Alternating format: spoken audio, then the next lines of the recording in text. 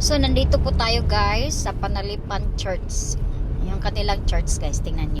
So, ayan yung church nila. Oh. Ayan, St. Joseph Church. Sa Panalipan, Cebu. So, after nito guys, tingnan natin yung kanilang bridge. Panalipan Bridge.